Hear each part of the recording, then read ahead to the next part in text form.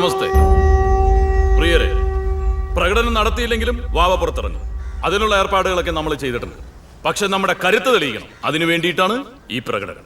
ഒരിക്കലും നമ്മൾ വിട്ടുകൊടുക്കരുത്. നമ്മൾ തോറ്റു കൊടുക്കാൻ തുടങ്ങിയാൽ എന്നും തോറ്റുകൊണ്ടേയിരിക്കും. വാവ നാളെ റിമാൻഡിൽ നിന്നിറങ്ങും.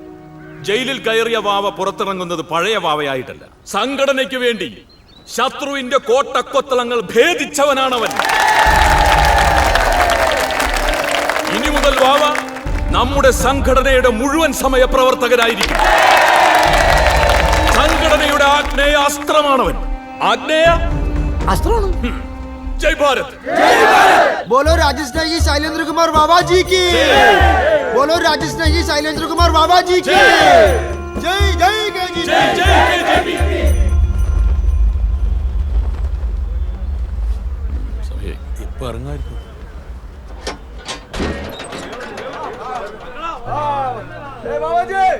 बोलो बाबा जी की.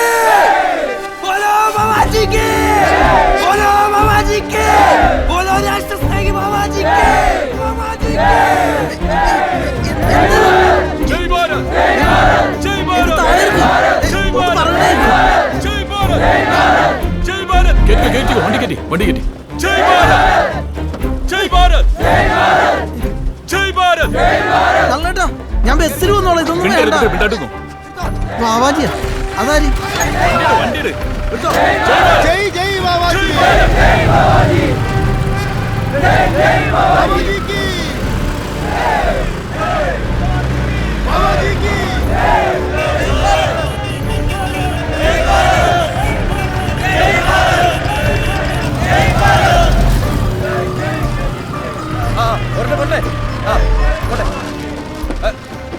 അവരിറക്കിട്ട് മുന്നോട്ട് പോകാൻ വണ്ടി പോകാൻ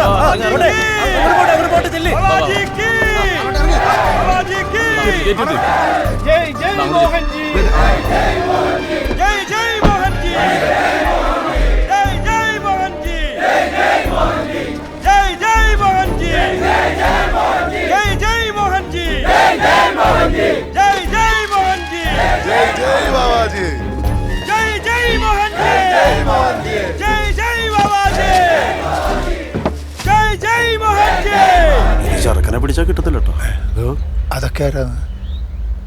KGPയുടെ ആശയും ആവേശവുമായ വ്യക്തി ജീവിതത്തിൽ നേരിന്റെയും നെറിവിന്റെയും പക്ഷത്ത് നിൽക്കുന്ന നമ്മുടെ വാവയെ എതിരാളികൾ കള്ളക്കേസിൽ കുടുക്കി ജയിലിലടച്ച വിവരം നമ്മൾക്ക് എല്ലാവർക്കും അറിയാം. ജയിലിനെ തറവാട് പോലെ കാണുന്ന പോരാളികളുടെ പ്രസ്ഥാനമാണ് KGP. ഈ അവസരത്തിൽ ഈ ധീരനായ നായകനെ, നമ്മുടെ സ്വന്തം വാവയെ അനുമോദിക്കുന്നതിനും ഉപഹാര സമർപ്പണത്തിനും ആശംസകൾ അർപ്പിക്കുന്നതിനും KGPയുടെ പൂജ്യനായ സമാരാധ്യനായ ജില്ലാ പ്രസിഡന്റ് മോഹൻജിയെ ആദരപൂർവ്വം ഞാൻ ക്ഷണിച്ചുകൊള്ളുകയാണ്. ജയ് ഭാരത്. ഹാരാർപ്പണം. ജയ് ജയ് ബാബാജി. നമസ്തേ. ബാബാജി. जय केजीपी. जय केजीपी. जय मोहन जी. जय जय बाबा जी. जय जय केजीपी. बोलो केजीपी की.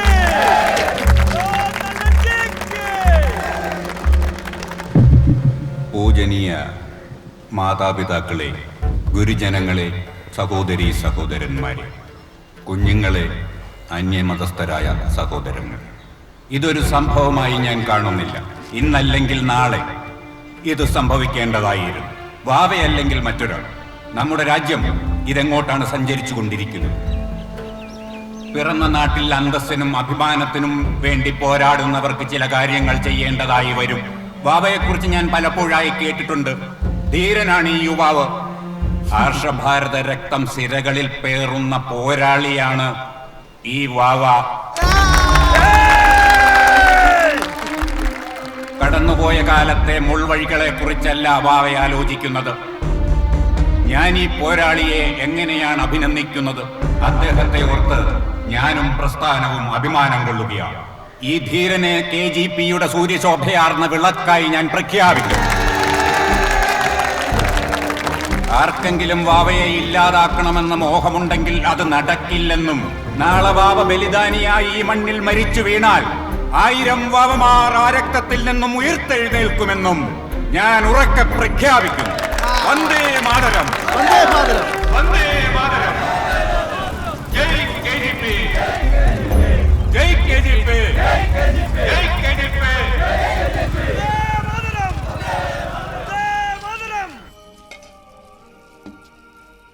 നീ ചോറെടുത്ത് കഴിക്കും മോനെ. നിന്നെ എല്ലാവർക്കും അറിയാലോ, ആരും ഒന്നും ചെയ്യില്ല. എടുത്ത് കഴിക്കേട്ടാ. ഇവക്ക് വന്ന കൂട്ടര് പോയി, അവർക്ക് ഈ കല്യാണം വേണ്ടെന്ന് പറഞ്ഞു. ഇനിയൊരു കൂട്ടര് വരാനുണ്ട്, എന്താവോ എന്തോ. നിനക്ക് തൂറാൻ വേറെ ഒരു സ്ഥലവും കിട്ടിയില്ലല്ലോടാ. അവര് പോണെങ്കിൽ പോട്ടെ, ചേട്ടൻ അതോർത്ത് വിഷമിക്കണ്ട. എന്നാലും അവരങ്ങനെ പറഞ്ഞല്ലോ നീ പള്ളി പൊളിക്കാൻ കയറിയെന്ന്. എന്റെ പേടി അതല്ല, നീ ഇനി കുറച്ചു ദിവസത്തേക്ക് ഒറ്റയ്ക്ക് എങ്ങും പോകണ്ട. പിന്നെ നമ്മളോടിപ്പം സൈനുത്തയുടെ വീട്ടുകാരും മിണ്ടൂല. അവര് മിണ്ടതിലേക്ക് മിണ്ടണ്ട. നാട്ടുകാര് പറയുന്നത് പോലെ നിനക്ക് പള്ളിയോട് ദേഷ്യമൊന്നും അല്ല. വലിയ നേതാക്കന്മാരും നിന്നോട് പറഞ്ഞിട്ടൊന്നുമില്ലല്ലോ.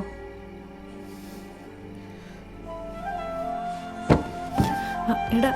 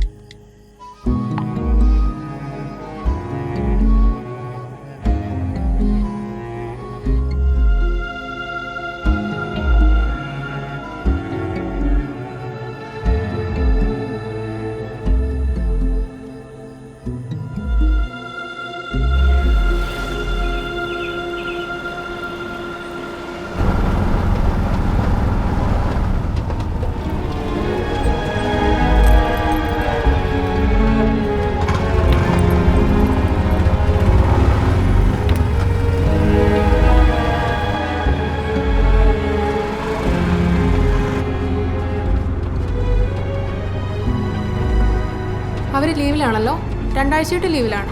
എന്ന് വരുമെന്നറിയോ? അതറിയില്ല.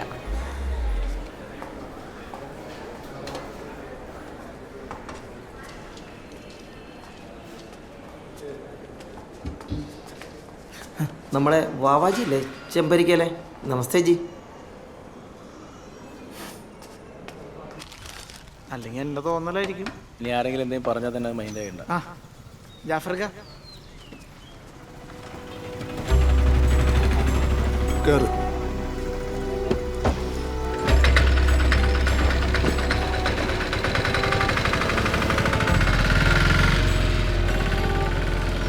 അവരാരും കയറൂലടാ.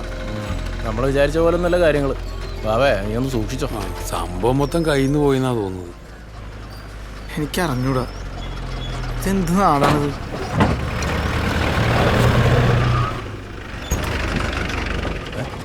ഇതായിരിക്കാം. വാവേ ഇങ്ങനെ ഞാൻ പറഞ്ഞു. അതെ, ഇവര് പള്ളത്തുനിന്ന് വരികയാണ്. നാളെ നമ്മുടെ ഒരു പരിപാടി ഉണ്ട് അവിടെ, നീ പോണം. ഓട്ടം പോകാനാണ്? ഓട്ടം പോവാനാ? എടാ, നിനക്കുണ്ടായ കാര്യങ്ങളും ജയിലിലുണ്ടായ പീഡനങ്ങളും അതിന്റെ പിന്നിൽ നടന്ന ഗൂഢാലോചനയും കുറിച്ച് ഈ പള്ളത്ത് നടക്കുന്ന യോഗത്തിൽ വിശദീകരിക്കണം. എന്ത് പീഡനം? അവിടെ പീഡനമൊന്നും ഉണ്ടായിരുന്നില്ല. വലിയ ബഹുമാനമായിരുന്നില്ലേ? ഞാൻ തീവ്രവാദി ആയതുകൊണ്ട് എന്നെ ആരും ഒരു തെറി പോലും പറഞ്ഞിട്ടില്ല. നല്ല ശാപ്പാടും. പിന്നെ ഗൂഢാലോചനയൊന്നും ഇല്ല ചേട്ടാ. ആ സമയത്ത് പള്ളിയിൽ കയറി ചെന്നിട്ട് നമ്മൾ വേറെ പരിപാടിക്ക് പോയാന്ന് പറഞ്ഞാൽ ആരെങ്കിലും വിശ്വസിക്കുമോ? അവർ പേടിച്ചിട്ട് ചെയ്തതാ. പിന്നെ ആ മുക്രിയുടെ വൈരാഗ്യവും. അത് തന്നെ. അബദ്ധവശാ നീ പള്ളി കയറിയതിന് നിന്നെ തീവ്രവാദിക്ക് തല്ലിയില്ലേ? അത് അവിടെ പോയിട്ട് പറയണം. അതിന് എന്നെ ആരും തല്ലിയിട്ടില്ല. ഈ പാതിരാത്രി അമ്പലത്തിലാണ് കയറിയെങ്കിൽ നിങ്ങൾ ബാക്കി വെച്ചേക്കോ? നിന്റെ അതെ, അധികം സാഹിത്യമൊന്നും പറയണ്ട, നീ പോണം. പിന്നെ ഈ വഴിയിൽ ഓട്ടർ ഷീറ്റ് എടുക്കുന്ന പരിപാടിയില്ലേ, അത് നിർത്തിക്കോ. പിന്നെ വീട്ടിൽ ചെലവിന് നിങ്ങൾ തരുമോ? നല്ലട്ടാ തരും. ഞാനല്ല, ജില്ലാ കമ്മിറ്റി അതിലുള്ള കാര്യങ്ങളൊക്കെ ചെയ്തിട്ടുണ്ട്. അതെ, ഓട്ടർ ഷാർക്കെങ്കിലും വാടക കൊടുത്തു കേട്ടാ. അപ്പോൾ നാളെ ഓക്കെ. പറ.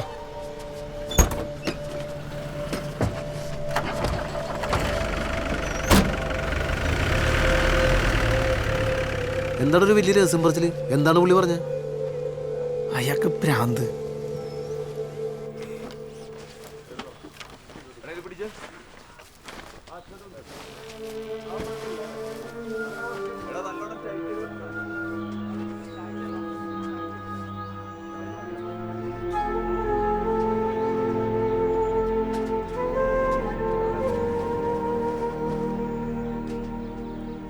എന്നാലും ഒരു വീട് പോലെ കഴിഞ്ഞിരുന്നതല്ലേ, എന്നിട്ടൊരു വാക്ക് പറഞ്ഞില്ലല്ലോടാ. അവളെനിക്ക് മെസ്സേജ് ഇട്ടമ്മേ. അവർക്കൊരു കുഴപ്പമില്ല നമ്മളോട്. ഈ പള്ളിക്കാരിയൊക്കെ പേടിച്ചിട്ടാ. എത്ര വഴക്ക് പറഞ്ഞാലും മോളെ പോലെ കൊണ്ടു കിടന്നതല്ലേ ഞാൻ അവളെ. പോട്ടമ്മേ, നമുക്കറിയാലോ കാര്യം. ഒരു മൂക്കിപ്പനി വന്ന എൻ്റെ അടുത്താ പറയാറ്.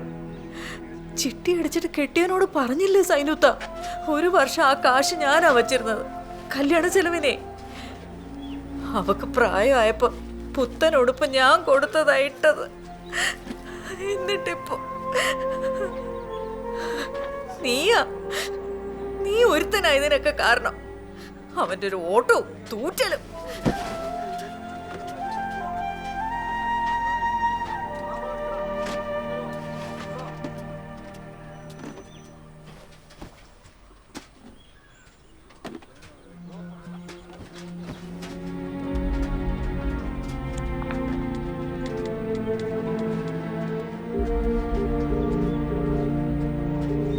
നല്ലട്ടാ, ഇന്ന് വൈകുന്നേരം പള്ളത്തെ മീറ്റിങ്ങിന് ഞാനും ഉണ്ട്.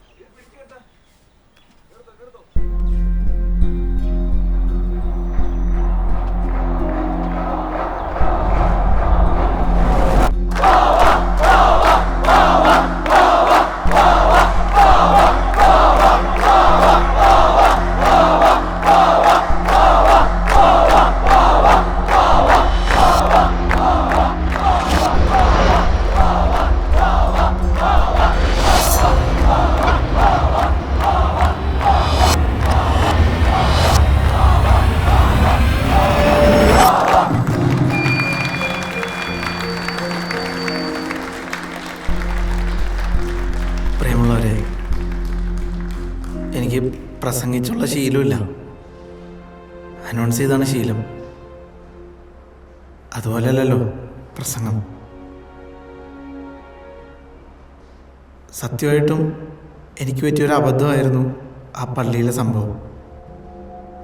കുറച്ച് പേർക്കെങ്കിലും അത് അറിയാവുന്നതാണ്.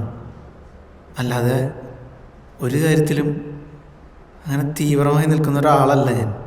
എൻ്റെ വിശ്വാസം എനിക്ക് പ്രധാനമാണ്. അതുപോലെ മറ്റുള്ളവരുടെ വിശ്വാസത്തെ ഞാൻ മാനിക്കുന്നു. ഇത് ഞാൻ ജനിച്ചു വളർന്ന നാടാണ്. എന്നുവെച്ച് എൻ്റെ മാത്രമല്ലല്ലോ, മറ്റു മതക്കാരുടെയും വിശ്വാസികളുടെയും ഒക്കെ രാജ്യമാണിത്. എനിക്കുള്ള അതേ അവകാശം എല്ലാവർക്കും ഉണ്ടെന്നാണ് എൻ്റെ വിശ്വാസം. ഞാൻ ഓട്ടോ ഓടിച്ച് ജീവിക്കുന്ന ഒരാളാണ്. കുടുംബം എൻ്റെ ചുമലിലാണ്. ഒരു പെങ്ങളാണുള്ളത്. അവളുടെ വിവാഹാലോചന ഇത് കാരണം മുടങ്ങി. ഇതിൻ്റെ പേരിൽ എന്നാരും പോരാളിയാക്കരുത്, തീവ്രവാദിയാക്കരുത്. എൻ്റെ പെങ്ങൾക്കും എന്നെ ആലോചനകൾ ഇനി മുടങ്ങരുത്. എല്ലാവരും പോലെ എനിക്കും ജീവിക്കണം. പലരും ഇപ്പം എന്നോട് മിണ്ടുന്നില്ല, എൻ്റെ ഓട്ടോയിൽ കയറുന്നില്ല. അതെനിക്ക് സഹിക്കാൻ കഴിയണില്ല. ഞാനൊരു പാവ മനുഷ്യനാണ്.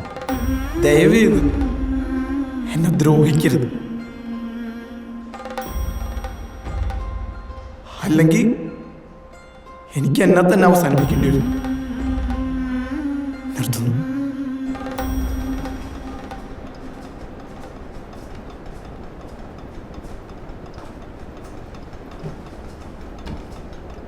പ്രിയമുള്ള മാതാപിതാക്കളെ, ഗുരുജനങ്ങളെ, പ്രിയ സഹോദരങ്ങളെ, പൂജ്യ ബാവാജി സംസാരിക്കുന്നത് നമ്മൾ കേട്ടു.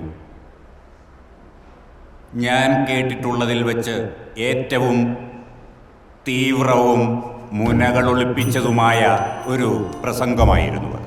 നിങ്ങളിൽ പലർക്കും അത് മനസ്സിലായി ആവില്ല. അദ്ദേഹത്തെ പോലെ ഒരു തികഞ്ഞ സംഘടനാ സ്നേഹി, ആത്മബോധമുള്ള ഒരു സമുദായ സ്നേഹി, ആത്മനിയന്ത്രണമുള്ള ഒരു പോരാളി വെറും കവലച്ചട്ടമ്പികൾ പറയുന്നത് പോലെ അവർ പറയില്ല. നിങ്ങൾ ഓർത്തു നോക്കൂ, എന്താണ് അദ്ദേഹം പറഞ്ഞത്? എനിക്ക് പറ്റിയത് ഒരബദ്ധമായിരുന്നു.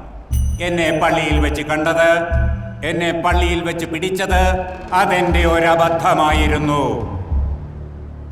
അപ്പോൾ എന്താണ് അതിന്റെ മറുഭാഗം?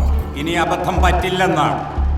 സഹോദരങ്ങളെ, നിങ്ങൾ ശരിയായ രീതിയിലല്ലെങ്കിൽ ഇനിയൊരബദ്ധം പറ്റില്ല.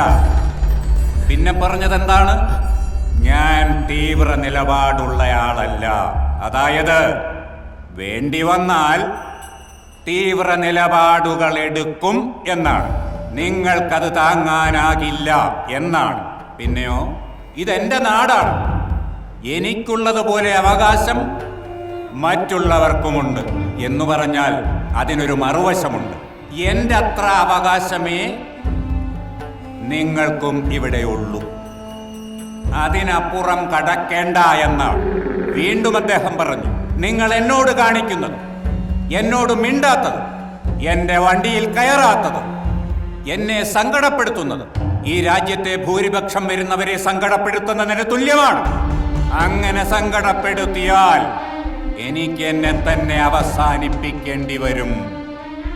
അതിൻ്റെ അർത്ഥം ആത്മഹത്യ ചെയ്യുമെന്നല്ല, ബലിദാനിയാകുമെന്നും അല്ലെങ്കിൽ ചാവേറാകണമെങ്കിൽ ചാവേറാകുമെന്നുമാണ്. ധീരനായ വാവാജിയുടെ വാക്കുകൾ, ആ വാക്കുകളിൽ നിന്നും നമ്മൾ ഊർജ്ജം ഉൾക്കൊള്ളണം. വന്ദേ മാതരം.